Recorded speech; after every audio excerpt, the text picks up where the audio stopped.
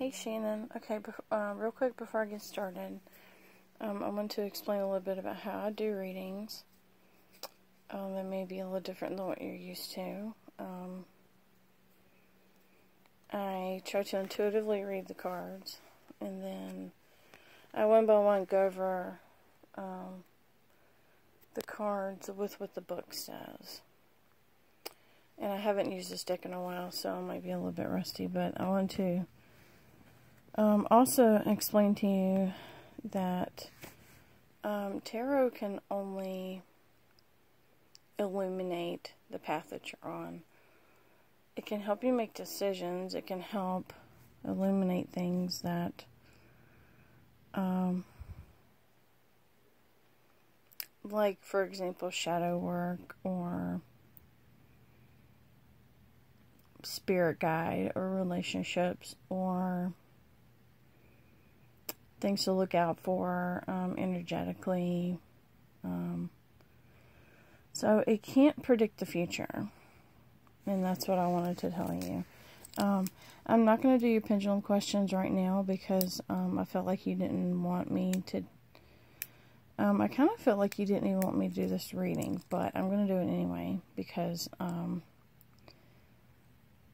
you know, I might not be psychic. I am empathetic and in person. I'm an empath. Online, and the reason I said I don't need your last name is because I don't need your last name or his last name. And my pen just broke. Doing pendulum readings, I don't need anything more than your picture. And your name and your questions. The reason why I'm not doing the pendulum reading right now is because I'm going to wait until I do this. See if you have any additional questions that this didn't answer. So I'm going to go ahead and get started. So the first, and also I don't read reversed meanings. I feel like if you have a 78 card deck, that's, you know, 166 or whatever, 156, sorry, math is not my strong point, but over 150 meanings to learn, and, sorry, there's a bug in here. I just don't read reverse meanings yet. If we get any reverse cards and you want me to tell you the reverse meaning, I can do that. But I tend to not get a lot of reverse cards with people. So we'll see.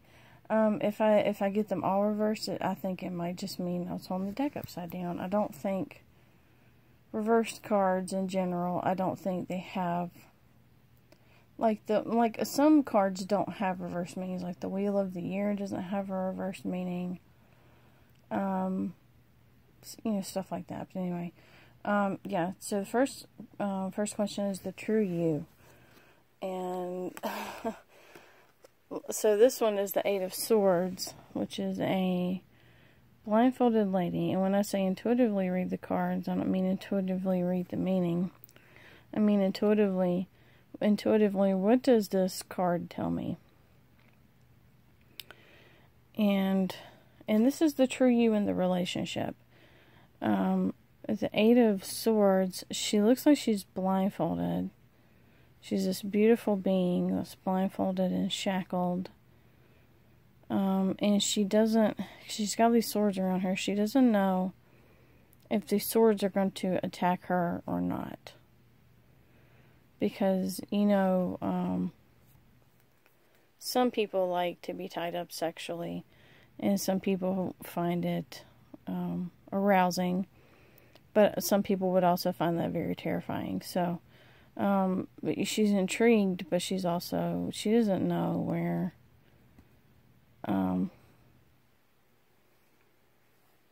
if these swords are going to hurt her or set her free. She doesn't know.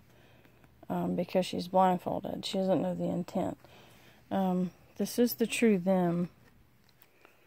And that's the Knight of Wands. He has his shield up. He's very defensive. But he's also very offensive, as he's ready to defend himself, but he's ready to go find a fight. And that one was also reversed. The first two are reversed. So this is how they see you. They see you as very anxious. You're anxious, and you worry a lot. That's how they see you.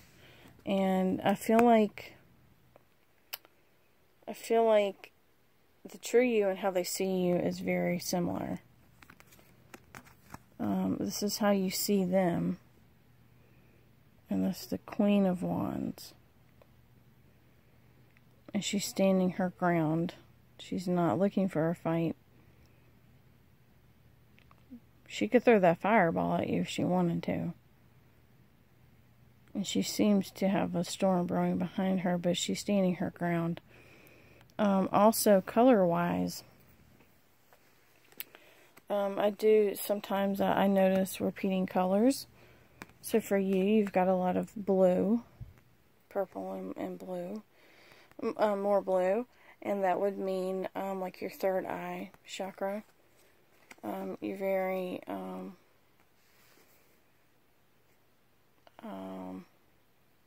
upper chakra. He's very fiery. I also feel like the true him and how you see him is also very accurate. Is very similar. He's very red and orange, so he's very lower chakra. Where you're more intelligent, he's more, you're more intelligent and maybe emotional. And water can symbolize emotion. Water can also symbolize cleansing. He's very fiery and thinks with his, I hate to say it, but maybe his sexuality. He uses his, he's just a very fiery, sensual, lower chakra type person. Okay. This is the relationship past. That's the Page of Pentacles. And it seems to be a young man.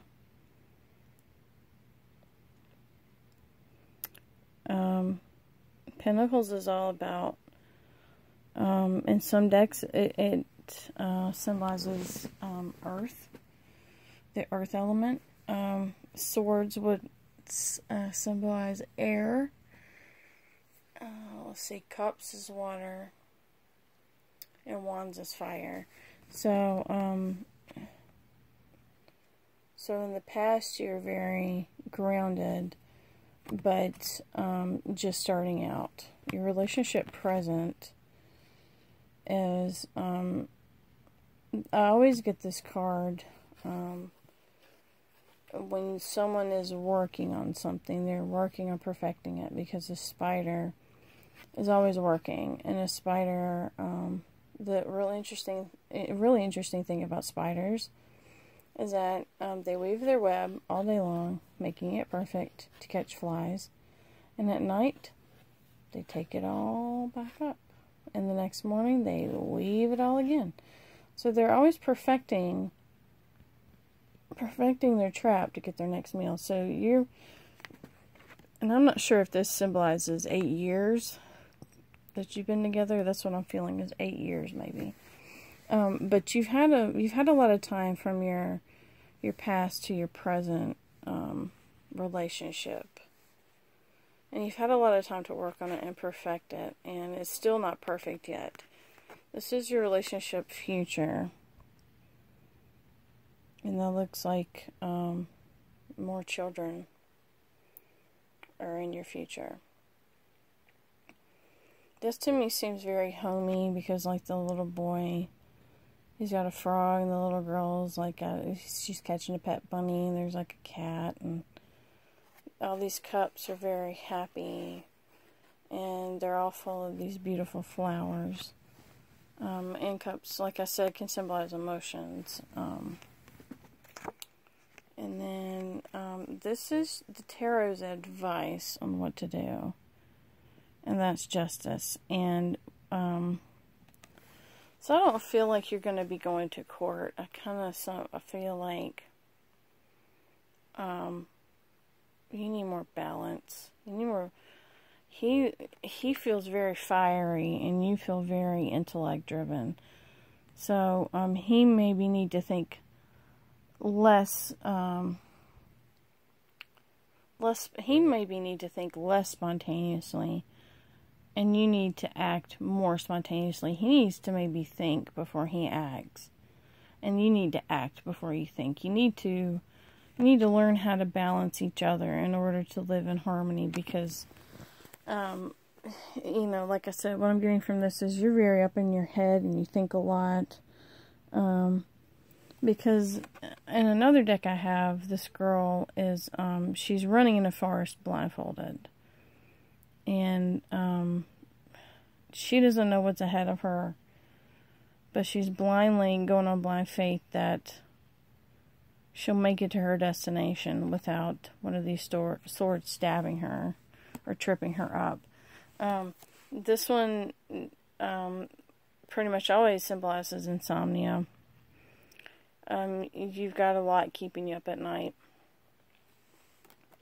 So, like I said, so I'm going to write these down because I keep notes on all of my readings and all the cards I pull. And then, what I'm going to do is one by one go over the symbolism in the book. I'm not going to read everything in the book, just to, and then see if it sparks any more of my intuition. So,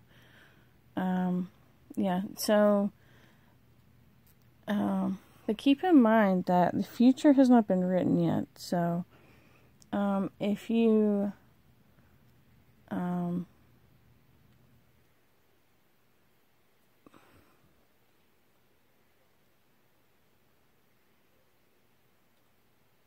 hold on a second. Hi, sorry about that. My, boyfriend got up to go potty. He's laying down. He has a meeting at work tomorrow. He's off tomorrow, but he's got a meeting at work. That's why I couldn't get to your reading yesterday, because he was home, and he interrupts, and I heard him in there snoozing. I heard him snoozing, and I was like, okay, I'm going to get to Shannon's reading, and I heard him pee-peeing, and I didn't want you to hear that. So, yeah, and then he just shouted, "Good night," and I was like, oh, crap. So, he tends to interrupt. That's why I like to do my readings, when he's not here. Not because I'm, trying to hide anything from him, is I don't want, I don't want my energy to be interrupted. I want to focus my energy on you and getting a clear message to you. So, anyway, alright, so, and I'm on the wrong one. I'm on the wands. I need to be on swords. And then, they've been building a house. They've been building a house across the street. And, today, I couldn't do it earlier today because even though it was about 1,000,000 degrees outside today, they were banging, and all I could hear was like some kind of nail gun, someone like pew, pew, pew. They're trying to throw this house up really fast. So, every time I went to start it, they just started banging. It was really irritating. So, it was nice and quiet, and you can hear the crickets and stuff. So, anyway, I'm going to skim what the book says real quick. So this is the true you. The blindfold shows her confusion, her inability to see clearly. The chains represent her inability to move, although they seem to be merely wrapped loosely around her wrists. It would seem a simple task to let the chain drop, remove the blindfold, and escape through the spaces between the swords. It is, however, her own thoughts that keep her bound. The swords are her mind, surrounded by her, and keeping her blind and immobile. You feel helpless. You cannot see, you cannot move. You sense danger all around you. The situation is entirely of your own making. The good news is that if you made it, you can unmake it. You have the ability to see things clearly, you just need the courage to do so. Be aware of giving into a sense of helplessness. Do not give up your power. Take control of your life. Do not let fear bind and blind you. Okay, this is the true them in the relationship.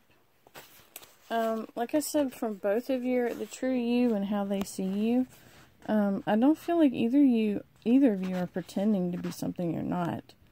I feel like you're both being very true to yourselves in the relationship, but that's not necessarily a good thing, because I think you might just be totally different, not suited for each other, because I don't totally believe in that, unless like you're like 100 and they're like 25 and you have zero things in common.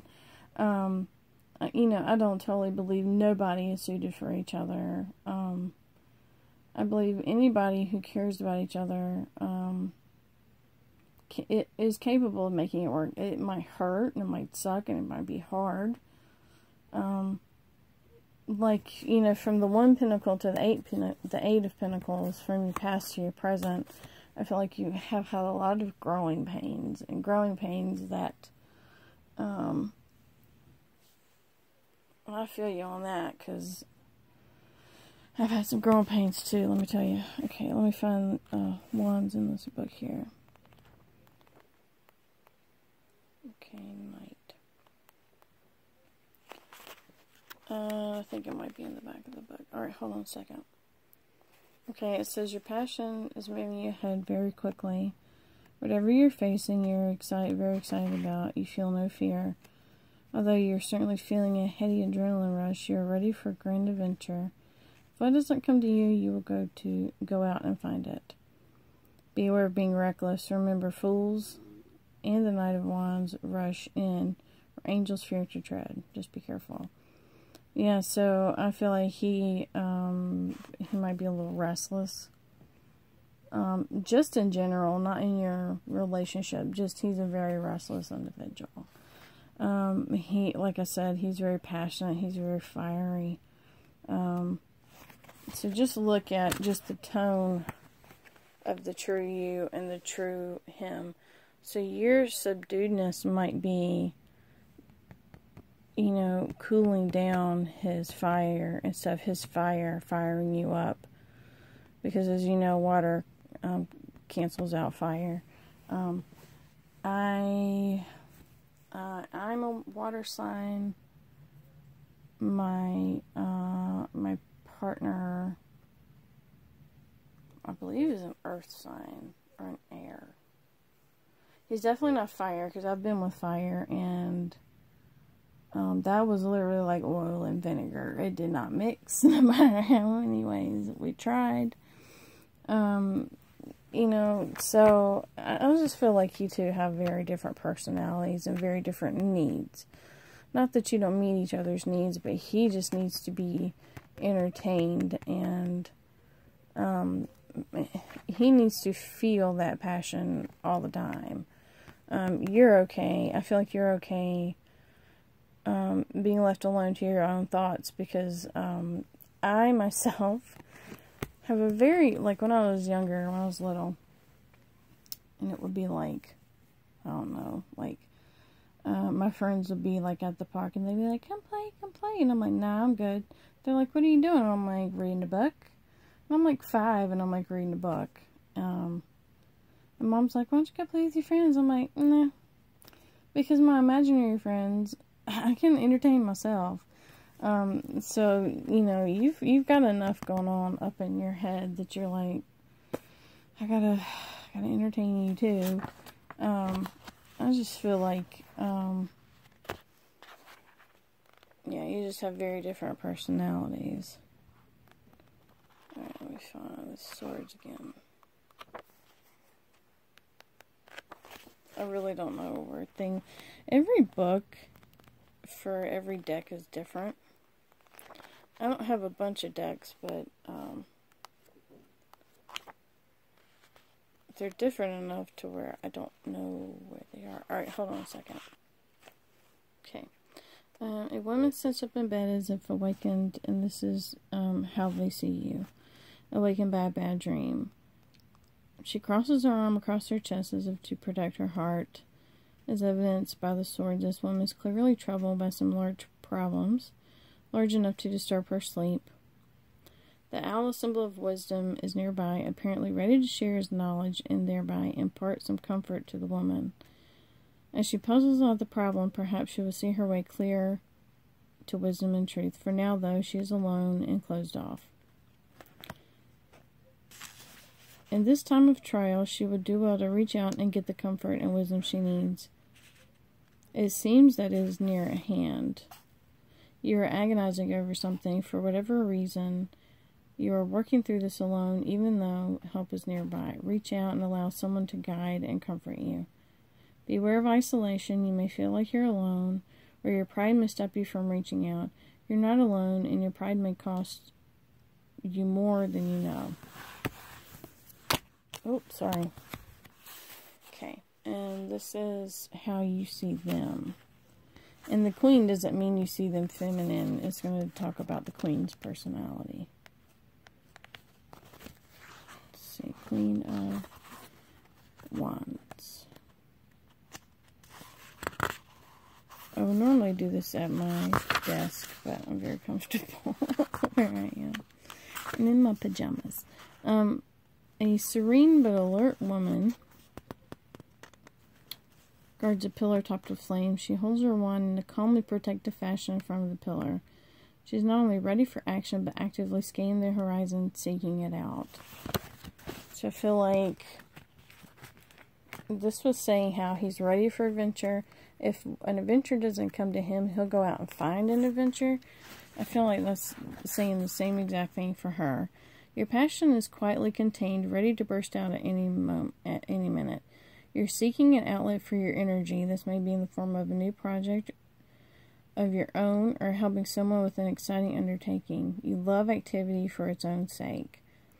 So he's not the kind to sit around the house and read or you know, watch movies and stuff. He wants to be going and doing stuff every weekend. You're not adverse to public admiration as a result of your skill and brilliant personality. He may be a little self-centered, it sounds. Beware of ego and the desire for advancement, be it social or career related. Although you are a true and loyal friend, your ego can get in the way. Yeah, he's a little self-centered and cocky.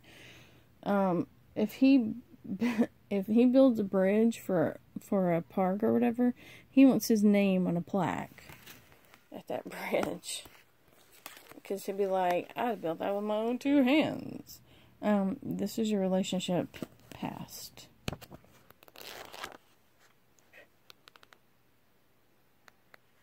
Whoop, there it is.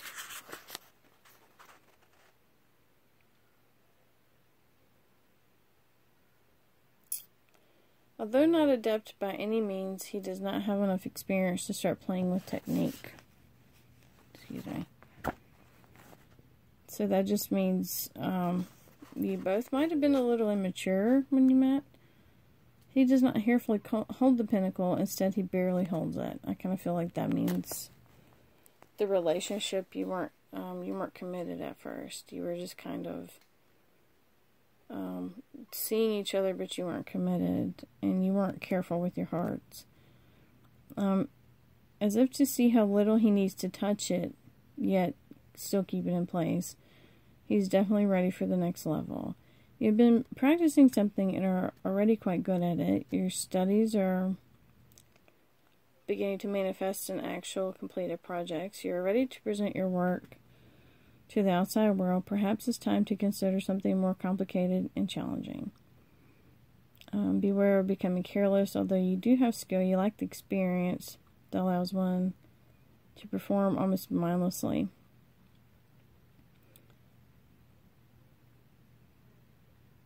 Okay.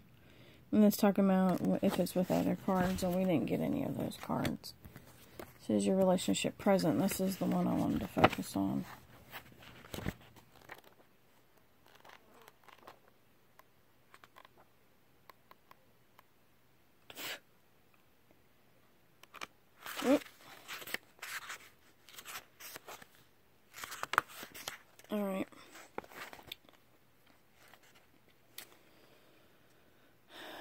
A lonely apprentice works late into the night on his project. He is focused and determined, perhaps too focused to notice his little companion, which would be that mouse.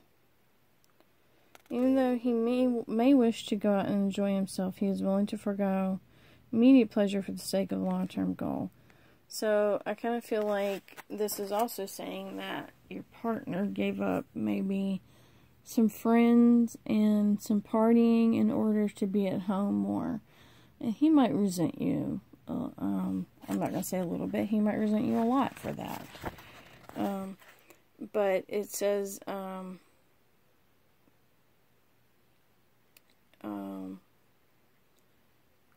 self-sacrifice. Even though he may wish to go out and enjoy himself, he is willing to forgo immediate pleasure for the sake of a long-term goal.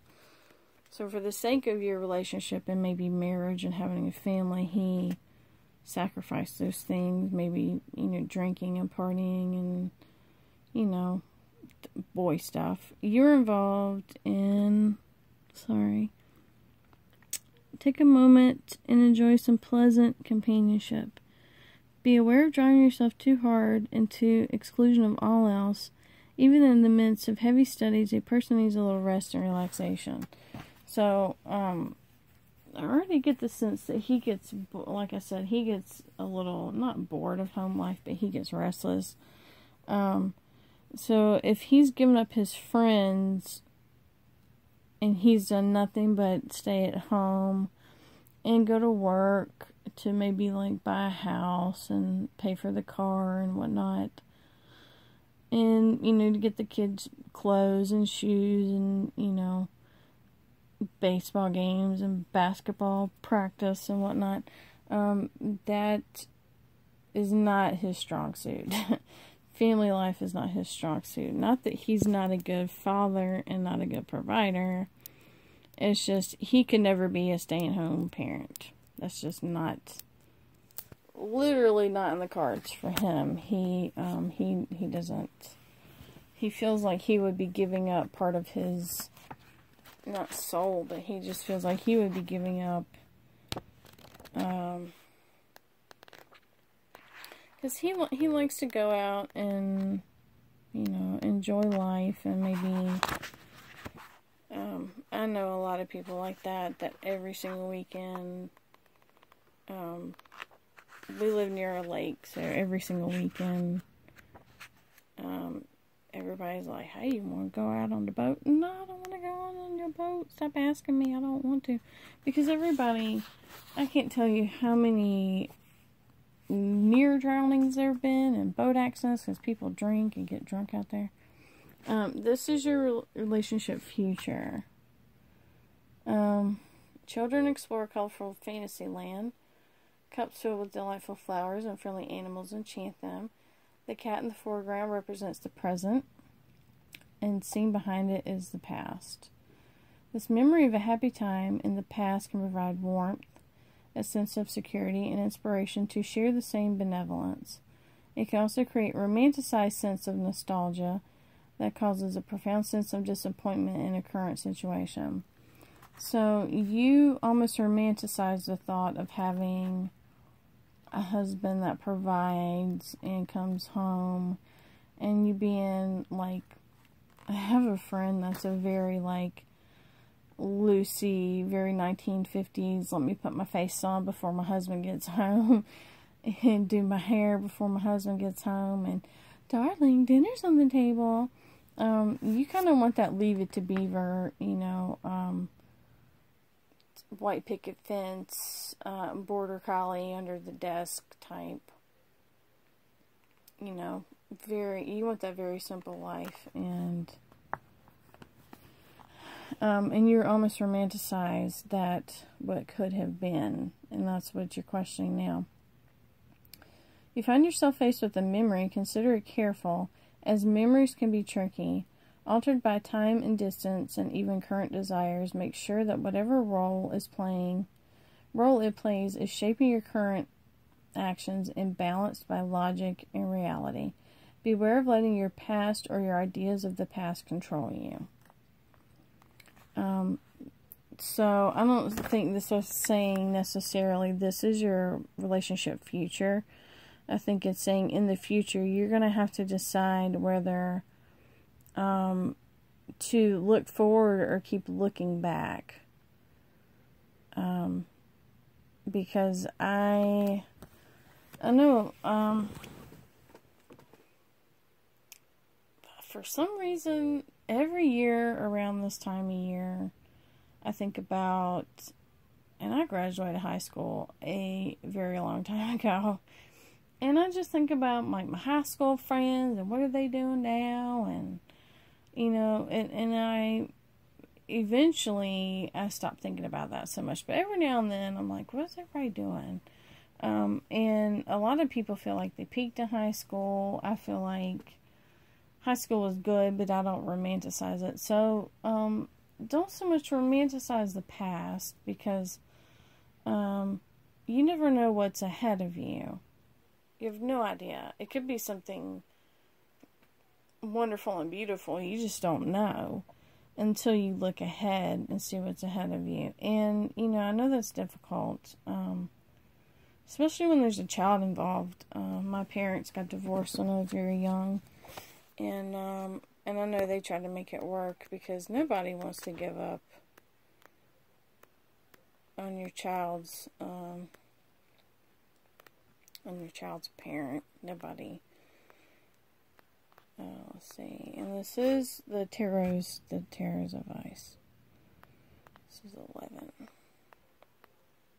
Justice. Okay. The personification of justice stands with the past and future held in her hands. If that's not accurate for this reading, the scales represent the karmic balance of life that must be maintained. The image of the sun is you, directly in the middle of your past and your future. Justice is blindfolded. She has no power to help or hurt. You have made your own karma. Whatever you have done in the past will determine your future. The message of justice is simple. You make your own future by your actions. And this is what I was trying to say about, I can't tell you. I wouldn't want to tell you if you're going to be together or not, because you know what? If today I tell you, yep, you're going to be together and you're going to get married in 6 months and you're going to have 2 more children and you're going to move to Colorado or whatever, 2 or 3 years from now, you're going to say, oh, Courtney was wrong, because